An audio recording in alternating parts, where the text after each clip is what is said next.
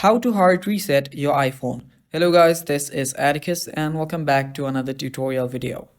In today's video, I'll teach you guys how you can hard reset your iPhone. Now before we begin, if you guys are new to our channel, head down below and hit the subscribe button so you don't miss out on our future videos. Also, press the bell icon so you get notified when we release our new videos. So let us begin.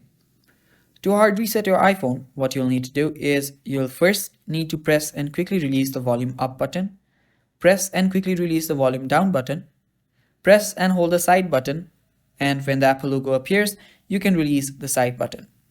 Now as you can see right here in the image, first press and quickly release the volume up and do the same for the volume down button, and then keep pressing your power button. And with that, your iPhone will reset. And that is how you do it guys, and that is all for the video. Thanks for watching. Take care and bye bye.